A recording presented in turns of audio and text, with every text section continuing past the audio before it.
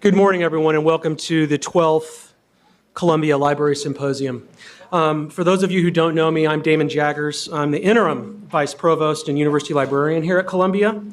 Before we get started, I wanted to take a few minutes to thank the individuals who have made this event possible. Jane Winland, our intrepid Director of Science and Engineering Libraries, organized the event with a very hardworking team of librarians and staff from across the libraries that includes Elizabeth Call, Chu-Bing Hong, Christy Klon, Meredith Levin, and Ellie Ransom. I'd like to give them a little round of applause.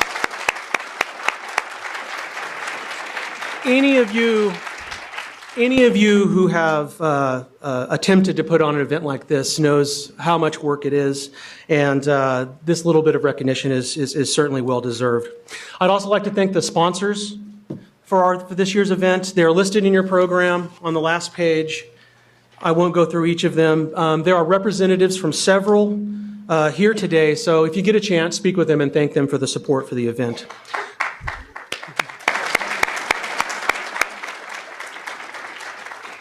Last, I'd like to thank the speakers and panelists. We have individuals who traveled from near and far, lots of folks from the region, but people who came from across the country to participate today. And it's really a stellar lineup, and the large crowd we have here today is testament to that.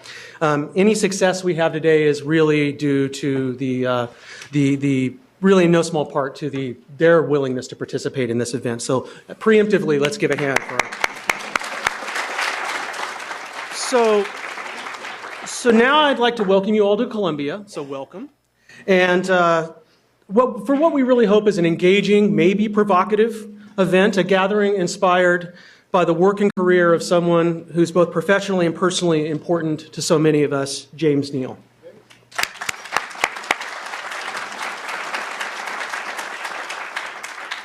So in thinking about what I might talk about Jim, I was thinking about, you might have noticed when I introduced myself, there's this interim in my title.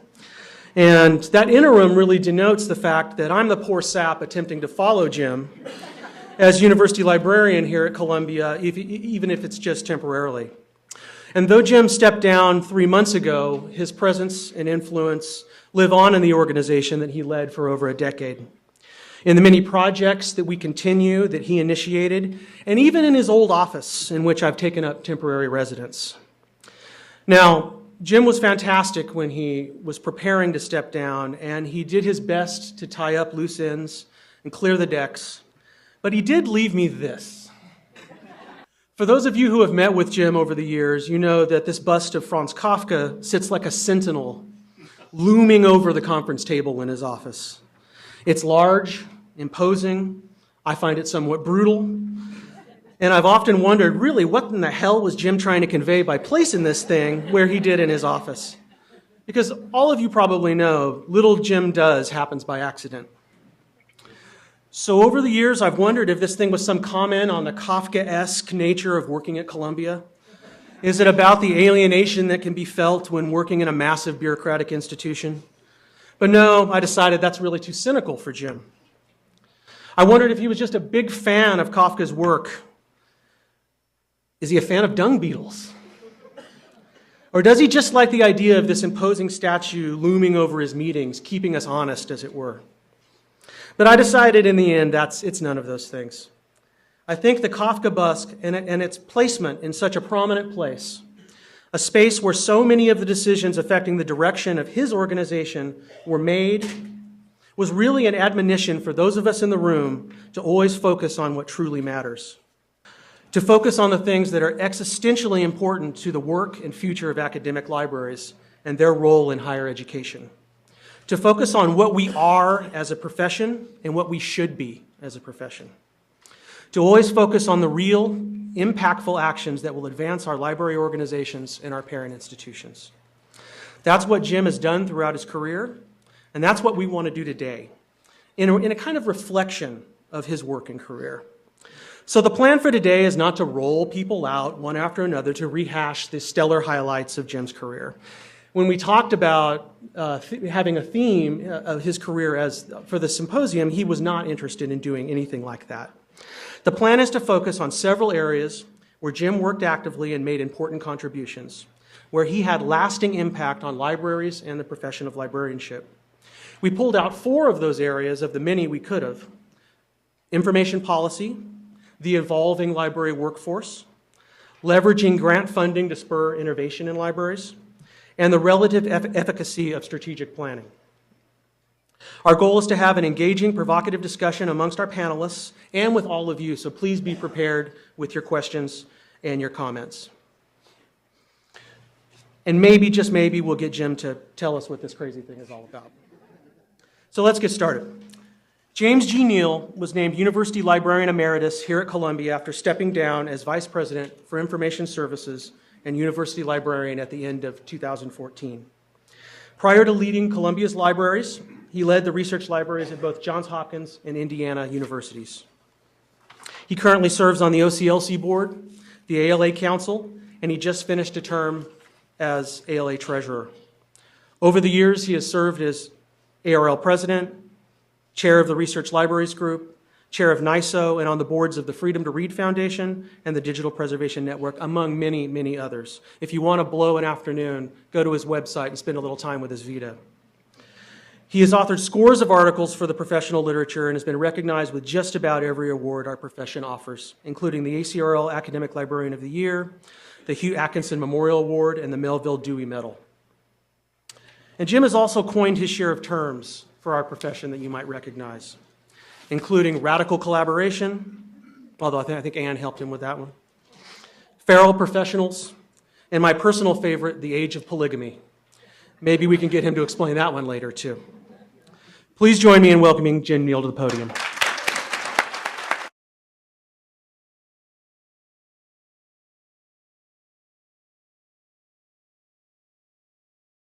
Good morning.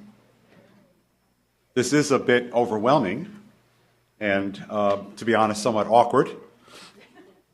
But I will say it's an honor and privilege to reflect on 42 years of service to the academic and professional communities.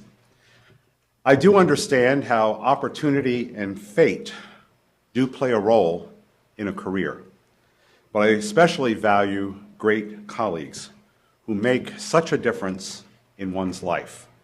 Many of those colleagues are here today, and for that, I am deeply grateful.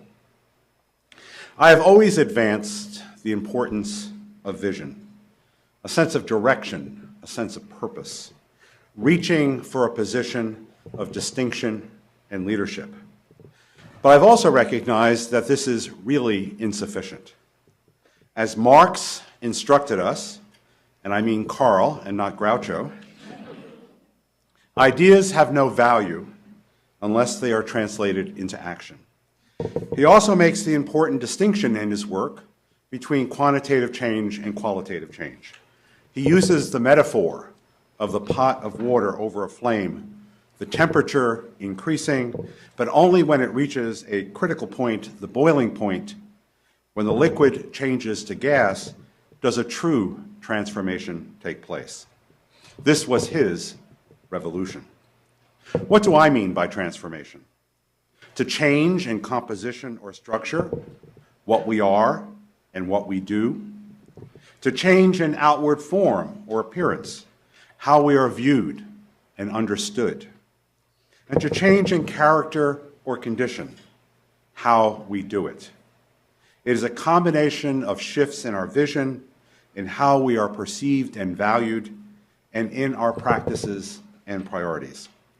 I'm going to try to cover this morning 4 ideas in some brief remarks. First, I want to talk about the evolving but schizophrenic vision of academic libraries. Second, I will posit a quick theory of academic library past, present, and future. I'd like to identify several trends that are having a very critical impact on academic library development. And lastly, I'd like to list some, not all, but some priority actions that will help to sustain us and grow our relevance, value, and impact. And hopefully through that conversation to lace in some oldie but goodie humor. The vision. It was the astrophysicist Carl Sagan who noted that in order to make a great apple pie, you must first create the universe. What do I mean by vision? We will be legacy. We, Academic Library, we will be legacy. We will be responsible for centuries of societal records in all formats. We will be infrastructure, the essential combination of space, technology, systems, and expertise. We will be repository, ensuring the long-term availability and usability of our intellectual, cultural, and scientific output. We will be platform, serving as a sophisticated and intelligent gateway to an expanding array of multimedia, interactive content, and tools. We will be enterprise, much more concerned with innovation, business planning, competition, and risk. And we will be public interest, political advocates, defending and advancing our users' concerns in areas such as privacy, intellectual freedom, copyright, and overall barrier-free access to information. This hectic and schizophrenic framework in which libraries are evolving recalls the words of Winston Churchill. To improve is to change. To be perfect is to change often. It also echoes what the Episcopal bishop said to the Baptist minister. Brother, we both serve the Lord, you in your way and I in his. So we all have a sense of which one of those visions matters most to us. I will argue we're jockeying across all of those elements. I think we're talking about library as virtual, library as virtuoso, and library as virtuous. It was hard to come up with those three VIR words, but I think they work. We will be hybrid, constantly changing. We will be hypodermic, penetrating, and we'll be hypersonic, fast. We need to move fast. Primal innovation, a basic commitment to risk and experimentation, to be mutable and maverick. That, to me, captures my view and my feeling about this schizophrenic vision for the academic library. So let me posit a theory of academic library development.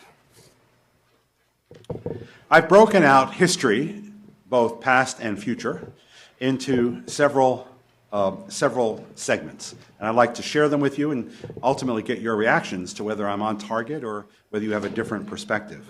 My academic background is as an historian, and I often use the quote, God can't change the past, but historians can. And so I've taken some liberty with that. I believe that before 1950, academic libraries were in what I call the period of exclusivity. There are very few libraries that today we would label as viable academic libraries. There were very few colleges and universities that we would label today as viable institutions. And so academic librarianship in many ways was in its infancy for a long period of time if we measure it against today's thinking and today's standards. But it was after 1950, particularly after the war, when so many people came back and went to colleges, and there was a massive explosion in the number and size of colleges and universities. When our government made the decision to invest its research dollars in our universities as the place where new ideas and experimentation would be funded, and where we, coming out of the war, developed this extraordinary sense of the world as leaders in the world, but also recognizing the different political and cultural communities with which we had to work.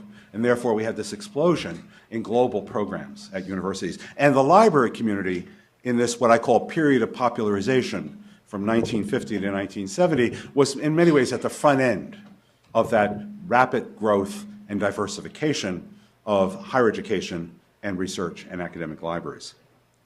I joined the profession in 1972, at the end of 1972. And I look at that period from 1970 to 1990 as what I call the period of discord. It was a period in which technology was rapidly introduced into the work of libraries, and it was very disruptive. It was a period of severe economic strain. We had great aspirations coming out of the period of popularization, but we didn't have the resources to really advance things in the ways that we wanted.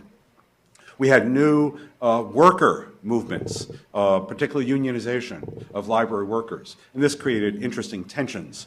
If you look at the status of library directors, which I have, during this period from 1970 to 1980, you have an enormous displacement of leadership in academic libraries. Individuals who entered during the period of popularization but couldn't cope and lead during this traumatic period of discord. And if we think about coming out of the 60s, what was going on in the larger social and cultural and economic world, we know how disruptive that was.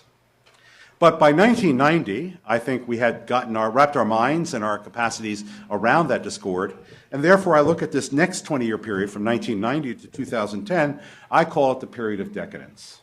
It's when we really made a major transformation in how we delivered content to our communities, starting with the sort of traditional indexes, moving to reference works, moving to journals, moving to books, moving to all media. Suddenly we're able to present a whole array of content in new ways that we were never able to do before. And we had the resources, and we either did it on our own or we found new consortial approaches to expanding the array of collections and services that we could make available to our community. It was a true renaissance, in my view, in what academic libraries did and how we did it. So now we come to that period after 2010, particularly after 2008, when the money goes by the wayside again. And it's this period of what I call polygamy, the period of kumbaya, when building on our history of strong collaboration in the areas of interlibrary loan, cooperative cataloging, joint licensing of content, we began to build new partnerships, new national and international strategies to get our collective work done. My challenge is we have created too many of those relationships. And now's the time where I sort of talk about the period starting right now as the period of parabiosis, or the period of synergy. I bet you no one in this room knows what the word parabiosis means. Think of a Siamese twin. It's a biological term where two organisms share organs and body parts and systems. And I believe we're moving from that sort of polygamous kumbaya collaborative framework into a much more synergistic, parabiotic relationship, where we truly not stand side by side, but we stand, in essence, with one another in new ways. And I believe this is leading to the period, I estimate, after 2020, which I call the period of particularism, a time when deep complementary specialization will allow us to work together, I think, in far more rigorous and productive ways than we ever have before. I'll be interested in your thoughts and reactions to that theory of academic library development. So, what is provoking new thinking about the 21st century academic library? What are some key trends that are influencing what we are and what we do? So I'm going to pull out an oldie but goodie. In 1995, in the United States, there were 6,420 people working as Elvis impersonators. By 2005, that number had actually increased to 38,707. Can you imagine? And if we were to project that out, what would the trend be? By 2025, 1 out of 3 people in this room will be working. So I challenge you to turn around and figure out who those are. So I think trends are really important. So what do I think are really important trends for us to think about and factor into our planning for the future? Well, clearly we've got rapidly shifting user behaviors and expectations. They want us to do things that we have never been able to do before. They are self-sufficient in some ways with the technologies that they are able to buy and acquire and use, and they come to us with expectations that we can replicate a lot of that freedom and control that they have in their personal technology environments. People don't want lines. People want ubiquitous capacity to access information and access services. We maintain, I would argue, redundant, inefficient library operations. Why does every academic library in North America have to have an acquisitions department, a cataloging department, a preservation department, a digitization department, and so on and so on? Can we not find ways to build a more parabiotic approach to how we carry out these core operations, to free resources to focus on our work with our user community? We have aging service paradigms. We know that there's a large failure of discovery in many of the tools and capacities that we make available to our users. We need to step back and I think and refresh our thinking about what does service mean to an academic community, to students and faculty and researchers, and sort of reconceptualize that whole service arena that we provide to our communities. Because we've jointly licensed so much content, and the smallest library here can almost provide the same electronic content as the large research library there, what distinguishes us? I would argue, and we'd all agree, I think, that it's those unique resources, those things that are specialized, rare, unique materials that we capture and preserve and make available to the larger academic community. I see many academic libraries migrating to a much more focus on that unique content capability. We have this explosion in independent and self-publishing. We don't talk about this, and we have a real challenge, I think. So many of our acquisitions dollars are driven to the sort of mainstream academic and trade publishing environments. And actually, last year, there were more self-published works than all of the mainstream published works that were put out there. But I would doubt that any one of the libraries in this room is taking focus on or responsibility for that extraordinary. Now, a lot of that stuff we may not want, but we have not made that assessment and decision. We have this extraordinary opportunity to achieve scale and network effects through aggregation. We use the term linked data a lot. We haven't, I think, built the capacity, although organizations like OCLC and others are helping us to think more effectively about the effect, if you will, of the network on our ability to provide our users with access to information. We will hear today about the advanced open architecture and the culture of openness that we have been working on for the last 3 decades in North America. And we have had we made enormous progress. And we've moved open access from the rhetoric of the library to the rhetoric of Washington to the rhetoric of the scholarly community.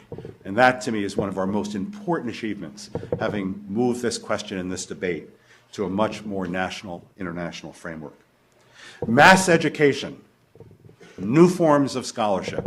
This, I think, is where we can have the most extraordinary impact by rethinking what is our relationship to successful graduates? What is our relationship to productive faculty? How do we make a difference? Can we truly measure our success and value in the context of where we fit in the educational experience and where we fit in the scholarly output? The importance of new technologies, things like games and simulations and visualization, how the data enables us, the way the data is captured and presented, enables us to ask new questions, to present and analyze information in new and important ways. We have this extraordinary mandate from our governments and from our universities for systemic change, to build new measures of accountability and assessment. We need to be cautious here. I did a paper several years ago at the ACRL conference where I talked about stop the madness, the insanity of ROI, return on investment, as a measure of academic library value and impact. The wrong tools in the wrong hands can lead to bad results. We need to be creative in how we deal with the issues of accountability and assessment. We have this acceleration of collective innovation. Let's call it apps. Everything's about apps on our devices, on the platforms in which we work, and how do we build a library presence around those apps? How do we sort of create a counterpoint, a counterpart, if you will, to the commercial discovery and access companies that truly dominate how people access information? The new economic context, which I referenced earlier, has driven us, I think, to think much more about this entrepreneurial imperative. How do we leverage our assets, our strengths, our capacities, our capabilities, our content, our expertise in new ways to serve new markets, develop new products, and drive new revenue, when possible, to the work of our libraries and our universities? We know we're experiencing security meltdowns. We know that we're under the impact of mass surveillance, and these, I think, lead to serious threats to our intellectual freedom and privacy. This will come back in the next panel, but to me, this is one of the most important trends for libraries to be concerned about and for us to be a voice of reason, but also a voice of the public interest. And lastly, it's this whole arena of the corporate control of the infrastructures of discovery, content, and access. So let me end up here with a few ideas about priority areas for action. I did a talk last month in Florence on the born digital material, the cultural and scientific record, which does not have an analog presence, and I focus on the preservation and the real challenges that we're facing. We need a true commitment, a collective commitment through digital preservation. I think it's a threat to scholarly integrity. If I can't check your references because they're disappeared, if I can't research a topic because the content born digital is gone, then I think we have a serious problem over the next several decades. And we're not taking ownership of this. I had the privilege of working back in 1995 under the leadership of Don Waters on an early study, RLG, Don, clear? And it was an extraordinary first step in thinking about this problem. And we haven't made a whole lot of progress in my estimation since then. In the area of digital library development, we need to take the position that scanning all this stuff is really important, but we need to recognize that quality equals content plus functionality. We need to think about what people are going to do with all of this digital content we've created. And are we going to be able to sustain it and grow it and provide continuing access and availability over time? The academic library workforce. I think that the way we prepare our professionals, I think our library schools actually continue to do a pretty good job. The number of the broad range of professional expertise that we need to work in the 21st century academic library challenges us to think differently about how we recruit, how we develop, where leadership is going to come from, what's the nature and purpose of mentoring in our communities. Several of us are wearing, and for some reason, this won't disappear from my life. I get messed up all the time with this feral professional thing. But it was an article I published in 2005 because I wanted to provoke people to think differently about the 21st century workforce and the extraordinary range of individuals' expertise and backgrounds that really are needed. We did an investigation last year because I kept saying we had a lot of people working on the staff in the libraries at Columbia who did not have a master's degree in library science. I said, well, I better be sure that I'm right. And we found that 60% of what we would define as our professional staff does not have the library degree. It doesn't mean that we don't value that, we don't advertise for it, we don't recruit for it, but the types of things we do, fundraising, human resources, digital humanities, et cetera, calls for a wider range of skills. Information policy leadership. I'm deeply worried. I don't know where the spokespeople are going to come from who are going to be knowledgeable about the information policy issues, who are going to be able to step up and get into Washington or state capitals or international venues and talk about these issues, to have the chutzpah, the presence, the political savvy to know how to move these agendas forward. I really, really worry about this. And I think we need to make a collective commitment to developing that capacity. This is the time for researcher partnerships. The work with our researcher community around things like big data, around researcher information systems, to help them get into the vast literature that defines and sits next to their areas of research focus. I had an opportunity to attend a meeting at Cold Spring, I think it was about 2 years ago, and we listened to scientists and medical researchers talk about their work. And what they were expecting us to do, we were not doing. And I think we're not really stepping up to the plate here. I also talk a lot about repository chaos. We need to solve the problem of where people put their stuff. You know, it used to be dependable. It appeared in the journal. It appeared in the book. And that's where the reputable, citable, preservable aspect of a research paper or a monograph or study was placed. Now I put it up on my personal website, I put it on the institutional repository, I put it into a disciplinary repository, I put it into a national repository, I put it into a format repository, and ad nauseum, you've got often 10 to 12 versions of a work sitting out there. And we need to be, I think, providing the leadership around how that stuff gets organized, tagged, and preserved. Research and development. I believe we are an information-poor information profession. We have never embraced, in the appropriate ways, research and development. Looking at important topics and producing actionable results that allows us to bring new products and new services to our communities, but also to new communities, new markets that could take advantage of what we do. We're all sort of rethinking library space planning and identity. I often use the word trompe-l'oeil library.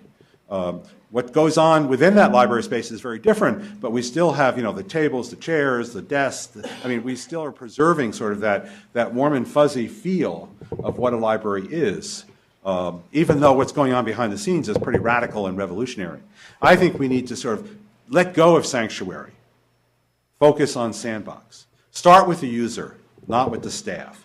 Move out the books. Sorry, New York Public Library. Move out the books so that we can work with our campuses to really rejuvenate and repurpose and rethink this extraordinary core academic space at our universities. Radical collaboration has been mentioned. I think deep partnerships and systemic national strategies are really defining for the next 5 to 10 years. How can we sort of step aside from our isolation, move beyond sort of the successful, but I think maybe no longer innovative ways in which we have cooperated. And lastly, I think we need to find a way to respond to the human objectives of our community. We often look at, you know, how many came into the building, we do surveys, we do live call, all extremely important types of investigations and studies.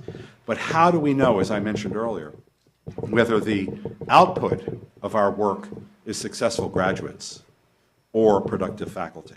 We've experimented and tried to measure those things and tried to demonstrate our relationship to those achievements, but I don't think we've done a very good job.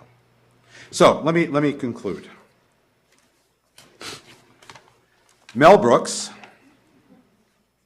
in the History of the World, Part 1, and this is an oldie but goodie, is coming down the mountain as Moses, carrying 3 tablets. Children of Israel. I have 15 and he trips and falls, as we know, and one of those tablets smashes to the ground, and he picks himself up and he gets the 2 remaining tablets, and he continues down the mountain. He says, children of Israel, I have 10 commandments. And so I've done a lot of thinking about what those lost 5 suggestions were. So let me conclude with that. First commandment, value libraries, what we are. Think about our collective encounters with libraries throughout our years in colleges and universities. We remember the stately buildings, the floors of books, the intimidating catalog, the hushed setting, the helpful library staff, and I hope the joy and freedom that those libraries provided. These elements are still part of the library scene, but the characteristics which have defined library, I believe, are being replaced by a new vision of what we are, how we are viewed, and how we do it. I appreciate a story about the eccentric Quentin Crisp, who was talking to an audience in Northern Ireland and told them during his talk that he was an atheist. A woman stood up and asked, "But Mr. Crisp, is it the God of the Catholics or the God of the Protestants in whom you don't believe?" I think we have to believe in the value that we provide to the communities that we serve. Second commandment, preserve our freedoms. We are constantly facing new challenges to our freedoms, what Alexander Pope defined as the ability to see what friends and read what books I please.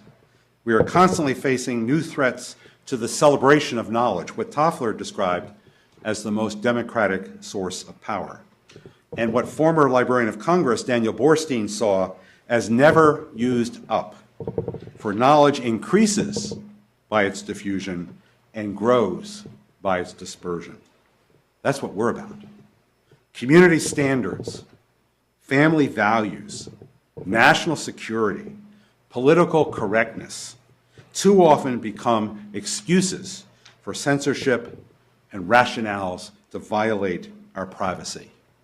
So-called progress in technology too often becomes the basis for purging information, deleting emails, blocking access. I thought you were going to laugh when I said deleting emails. Monitoring behavior and advancing one point of view. Every snowflake in an avalanche pleads not guilty. Don't let it happen. Third, embrace our human objectives. Think about your success so that things turn out well and you achieve and attain your desired goals. Focus on your happiness, what defines for you well-being and contentment. Be productive and achieve the results and benefits that you want. Advance your personal progress and forward movement and betterment. Take risks, but always remember that the early bird may get the worm, but it is the second mouse that gets the cheese. Have an impact. That one always has that ripple effect. Have an impact. Have a significant effect. Fourth, advance the revolution. David Close, in his book, The Meaning of Revolution, notes that the essential feel of revolution derives from its cataclysmic quality. It destroys security and unsettles conviction. McLuhan says our age of anxiety is, in great part, the result of trying to do today's job with yesterday's tools. And fifth, care about each other. St. Ignatius of Loyola spoke of the selfless friend, to give and not to count the cost, to fight and not to heal the wound, to toil and not to speak for rest, to labor and not to ask for reward. Ken Kesey, you will recall, is the author of One Flew Over the Cuckoo's Nest. He once commented in an interview, "You can count the seeds in the apple." Law that protects business owners in terms of their lease and. But you can't count the apples in the seed. She was on a month-to-month lease for like 4 years, and she wants to know.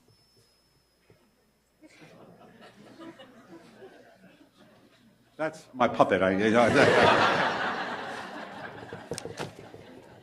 Prognostic exercises offer opportunities to set aside reason, to avoid evidence, and to speculate with abandon. I've tried to do that today.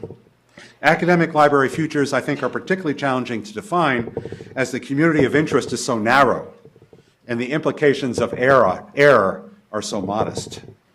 Nevertheless, thinking about where we are going helps us also to define speculation about where we are and where we have been.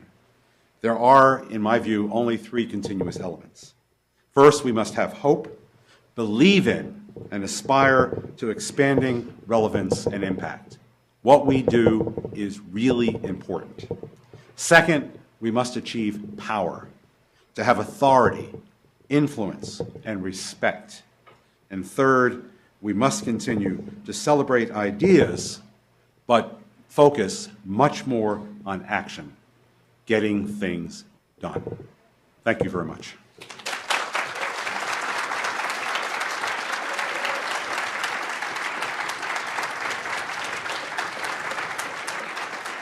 Thank you, Jim. I think we've actually, for the first time, heard Kafka speak during that. We're going to hold questions for Jim until after our second speaker, and then we'll have questions for both. Our second speaker is Carol Mandel. She's the Dean of the NYU Libraries, which includes Campus Media Services, University Archives, and the NYU Press. Her work is focused on the transformation of supporting the research library's core missions in a digital environment. Most recently, Carol focused on infrastructure and service design to provide seamless services to students and faculty through NYU's very large global system. She has served as both president of ARL and the Digital Library Federation, and as chair of the steering committee on scholarly communications for ARL. She is a member of the boards of HathiTrust, ArtStore, ArchiveSpace, among many, many others. Carol received the ALA's Hugh Atkinson Award in 2011. And Carol is no stranger to Columbia. She served as deputy university librarian here for 11 years until moving on to NYU in 1999. Welcome back, Carol.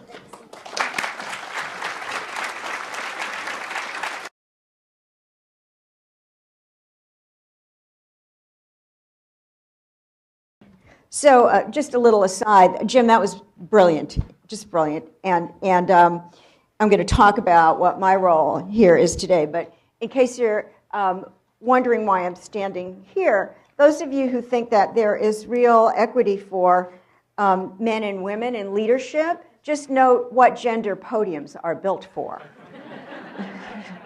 So with that in mind, I'm here. My role really today is we're looking at vision and action. Certainly, Jim exhorted us to action, and he's certainly the most perfect example in our profession. I'm not just saying this because I'm here today. I really think this of how vision and action can combine to transform the world. He just set a great, thoughtful, visionary, strategic agenda out for us. He's really our role model, but actually, none of the rest of us can actually be like Jim. He's Jim. So I'm here to try to help the rest of us figure out process, how to move vision into action. What roles can we play? And that's kind of what I want to focus on today. And I think that's why the title of my little piece is Engaging the Vision and Advancing the Practice. Now, I've just given you the title for my brief remarks. There's also a little epigram for it. It's a quote from Theodore Roosevelt speaking to a crowd in Madison Square Garden. I guess a few more people, but I know this is an exciting crowd too. In 1917, when he exhorted them, "I want to see you shoot the way you shout." So my task is to help us be as useful as we can in our inspired state and to consider how to shout, take aim, and have an impact. And as I thought about the theme and challenge that Jim set for us in the theme of this conference, how to avoid the pitfalls of daydreams and nightmares, I laid out kind of 5 steps for myself. And now I want to share them with you. But I do want to say I laid them out for myself. I mean, this got me really thinking about what we do in our world. And I thought about sort of what's the path from expression to impact. And one is, and I'm going to talk about 5 steps, briefly about each one. One is framing the vision. 2, generating substantive and promising ideas. 3 is turning the best ideas into roadmaps. 4, I call giving at the office. And 5, committing oneself. I don't think I need to tell this crowd why framing the vision is so important.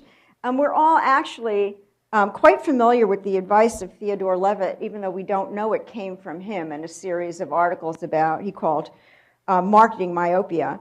He's the guy in the 60s that wrote about the importance of framing and understanding the business you're in. Transportation, not railroads, consumer-centric, client-centric, not product-centric. And I actually think that libraries have been just superb at doing this. I actually think it's been a secret of our success in the digital age.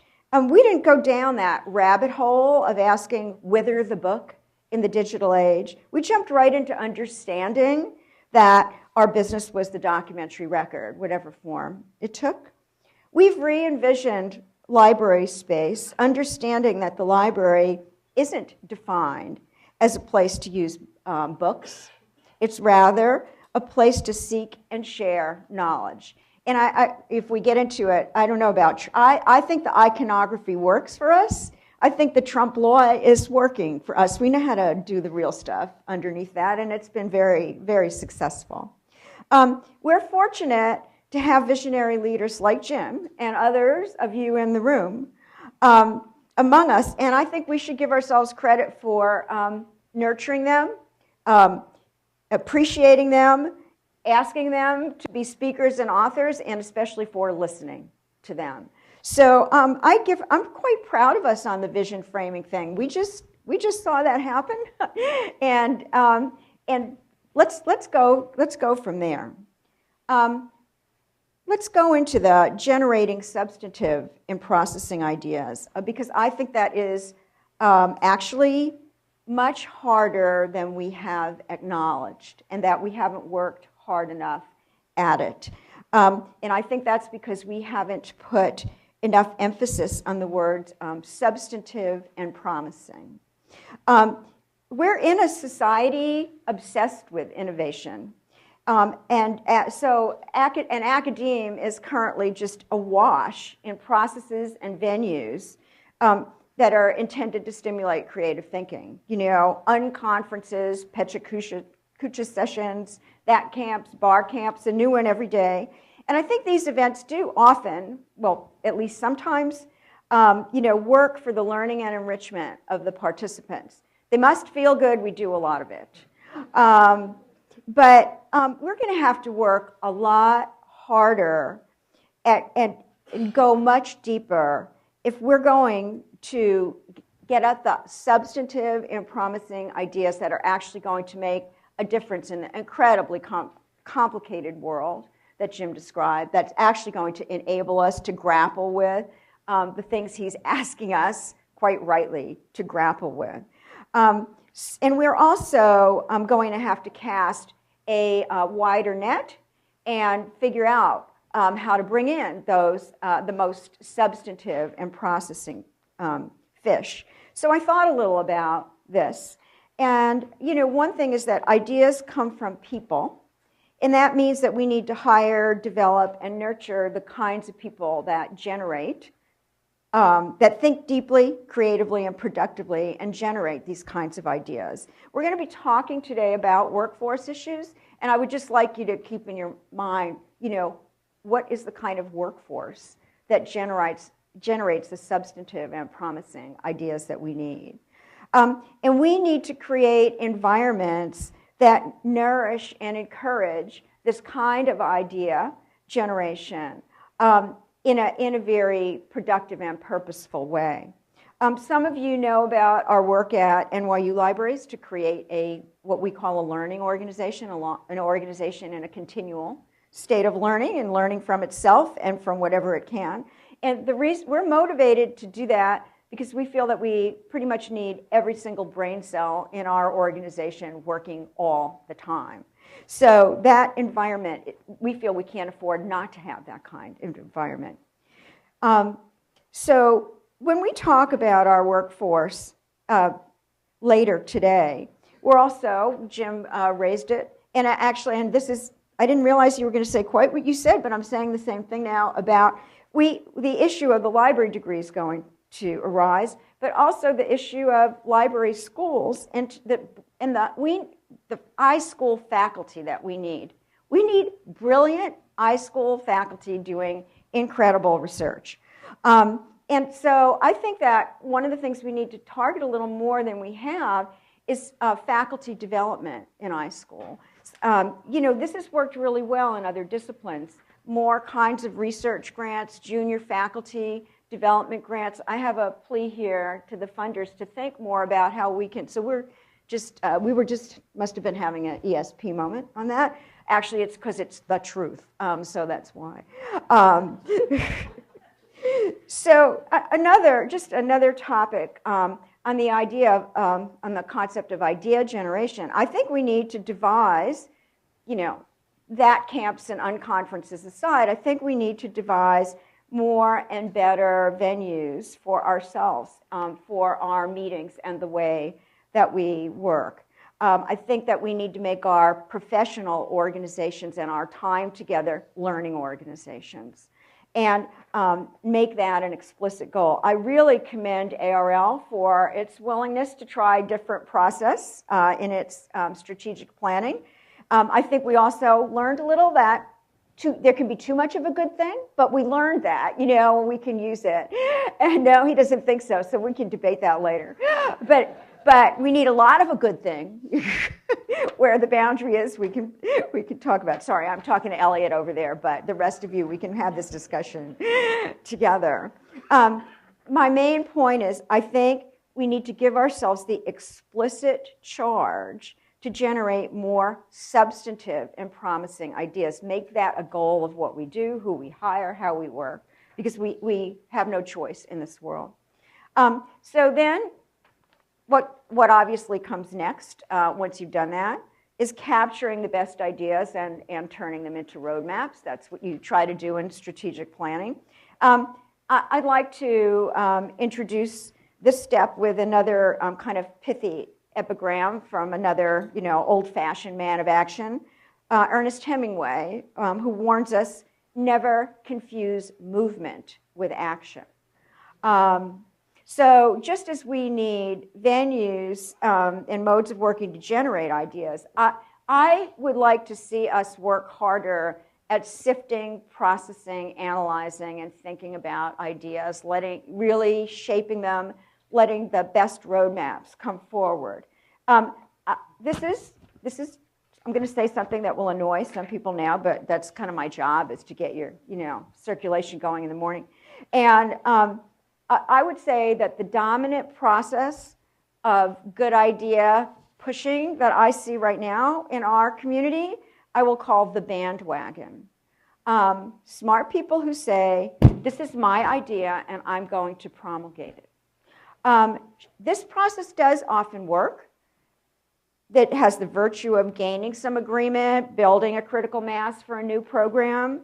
But if driving a bandwagon is the only way for us to get our ideas out into the world, we're really limiting our potential for good planning. My plea is for more venues where ideas are not just promoted, but are considered, compared, evaluated, and modeled. Where constructive criticism is fairly given, cheerfully accepted, and well used. Where ego, politics, and the not invented here mentality are checked at the door.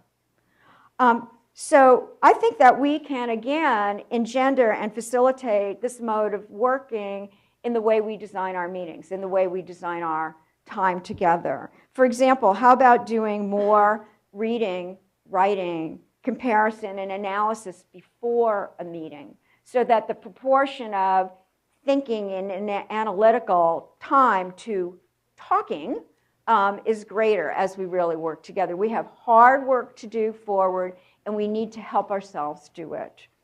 I'd like to commend another good example I've seen, the Hati Trust members meeting a number of months ago was really a good example of folks doing really reports and analysis first, not coming in with conclusions, gathering opinion and ways to go forward, getting the group thinking. I think we can do much more of this in the way we design meetings. Our time as a community together working is precious.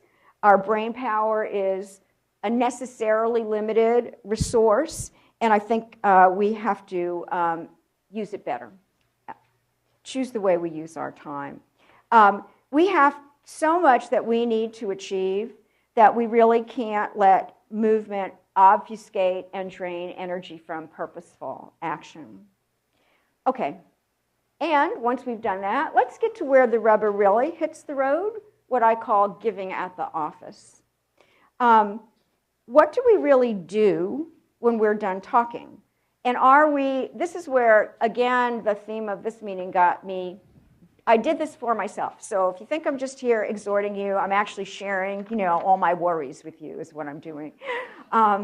So what do we actually do when we're done talking? And are we truly matching our resource allocations to the values that we espouse? So I created this little survey. Here's a little survey exercise. Let's ask ourselves some of these questions and more. Some questions I put out here. What is my library spending on preservation of born digital content? What born digital content is my library preserving? And if you answered, our university's website to that question, go back and start over. I mean, I don't mean you shouldn't do that, but if that is what you think, is enough, I would recommend you think again. What new infrastructures does my library contribute to? On what new services and infrastructures does my library take a free ride? What does my library contribute to addressing information policy issues? Who on my staff is working on this and how? How much resource have I given to this? How much human resource capital does my library contribute to innovation?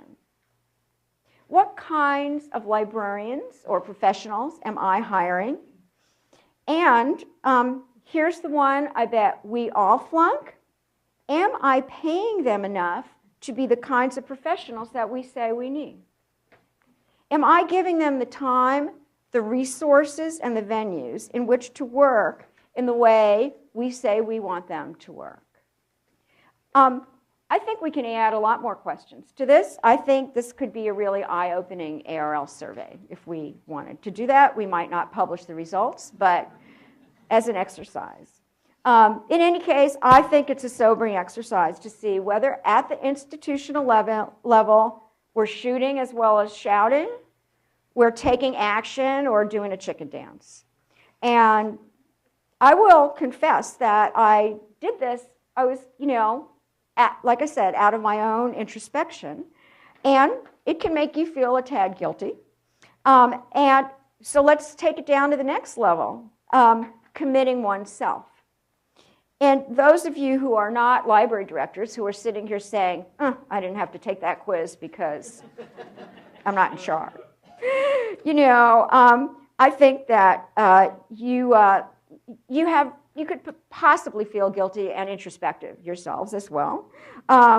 We really need to confront, as Jim told us, whether we're matching our personal time and intellect to what we say we believe is the most urgent things we should be doing. So I'm not going to take you all through yet another set of guilt-inducing questions and work and have a kind of group New Year's resolution session. But I will ask us all to think more, write more, analyze more. Carve out that time and then share the results in venues explicitly designed for generating and shaping the best ideas that advance our strategic vision. Use our knowledge and intelligence collaboratively collegially, constructively. See, I'm following Jim with the, alliteration. And proactively. I couldn't do that all the way. Invest your time to work on those organizations, infrastructures, pilots, and experiments that you believe lead toward our strategic goals. That's the way you can make a difference. So today's symposium is certainly designed for this kind of smart, analytical, purposeful engagement. So I say, let's go for it.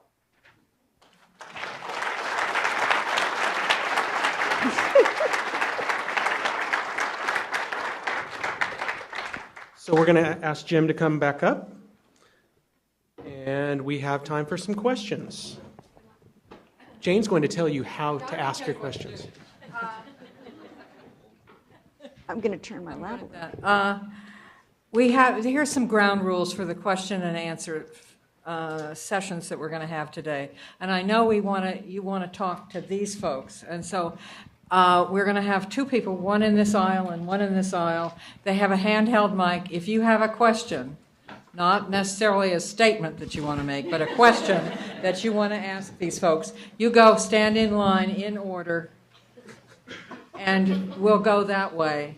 And if we have a tight schedule today, trust me, it's a tight schedule.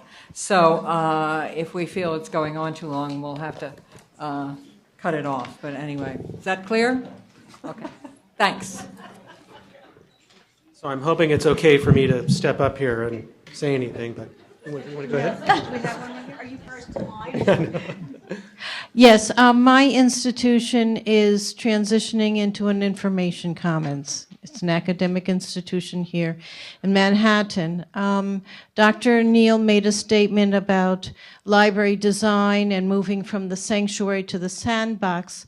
I'm just curious, could we not do a hybrid sanctuary for sandboxes?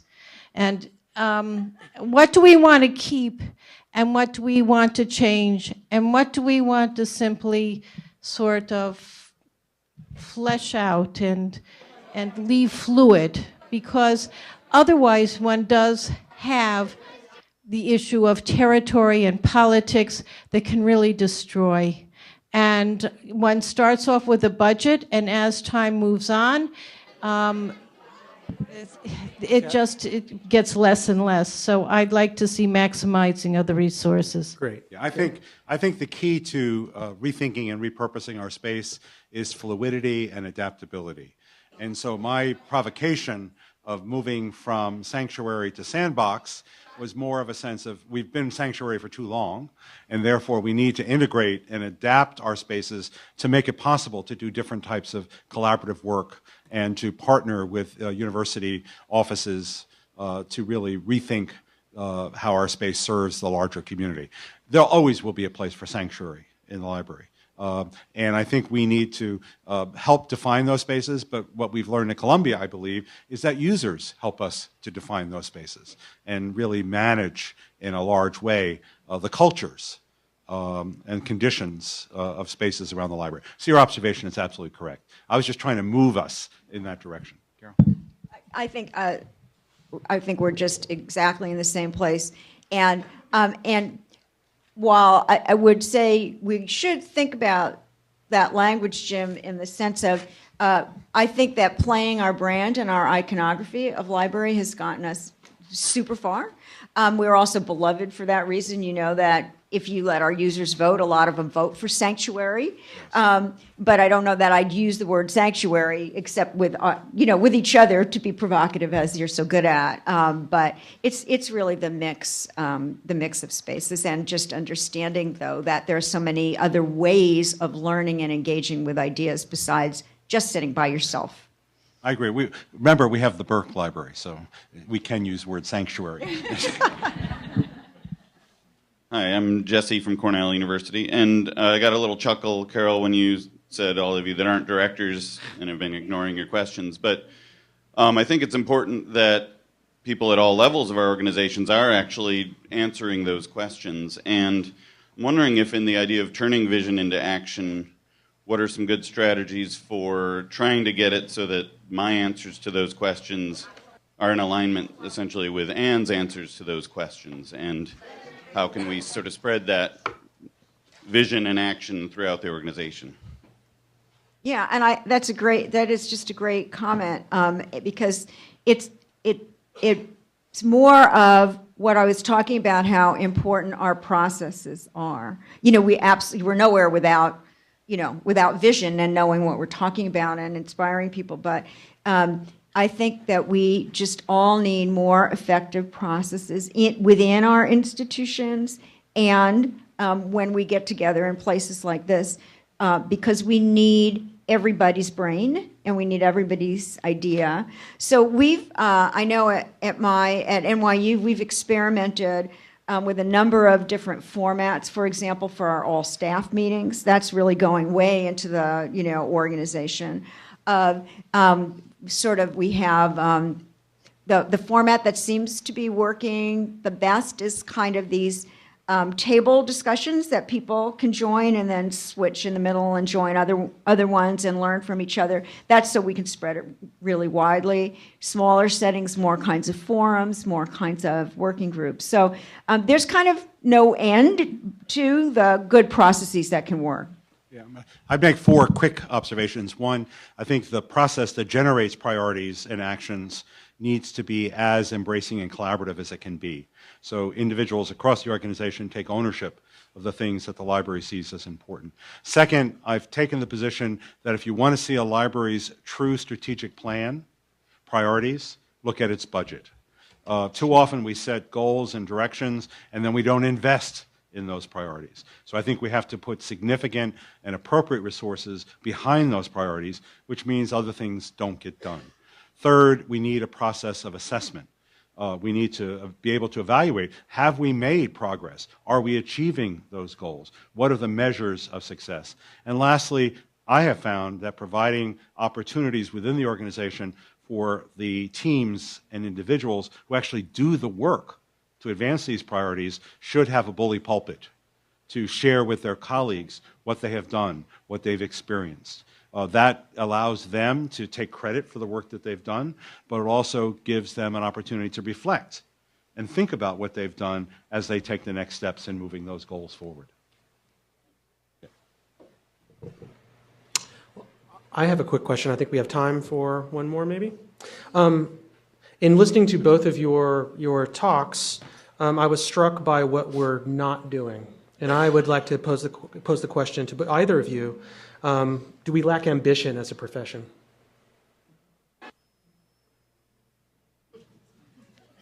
I was hoping for a response. I don't think so.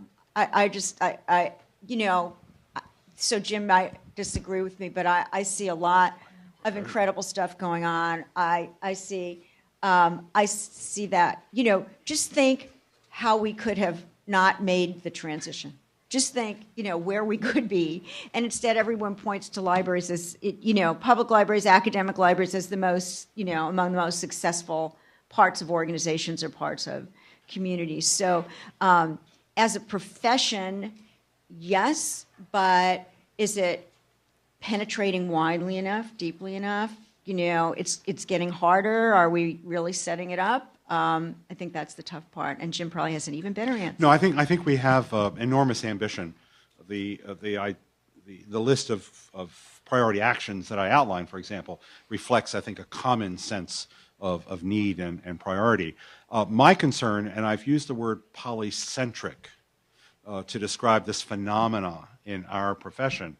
Polycentric is an anthropological theory that suggests that humans did not just develop in Africa, but in fact they were actually evolving at different points around the world.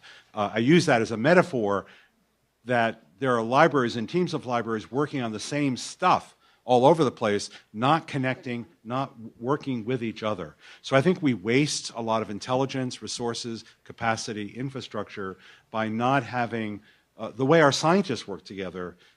It's rare to find an individual scientific researcher.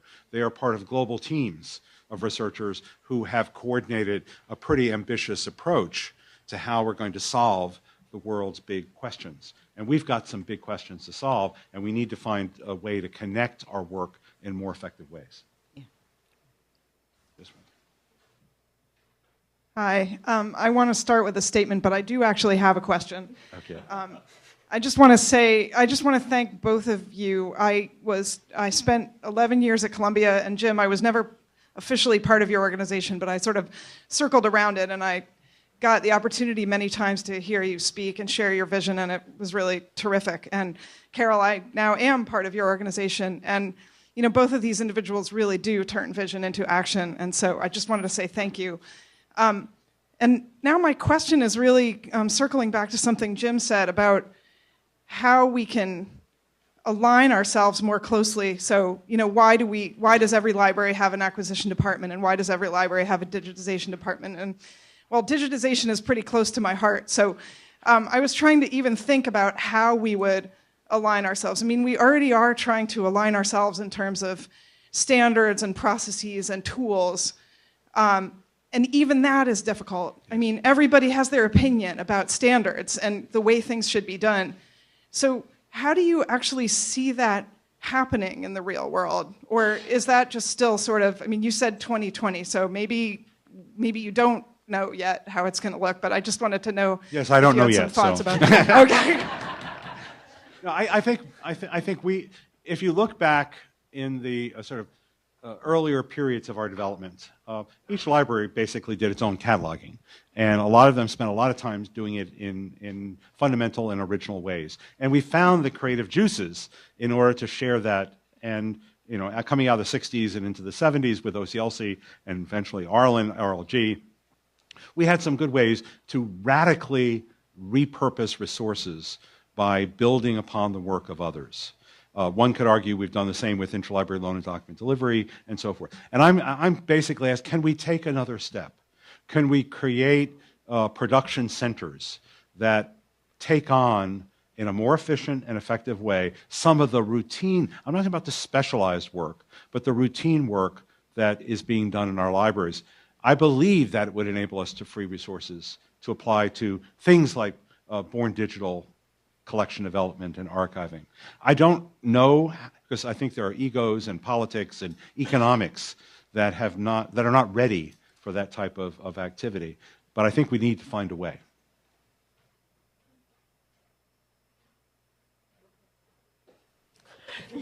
Well, I think we're going to move to our next panel. So let's give a hand to Jim and Carol.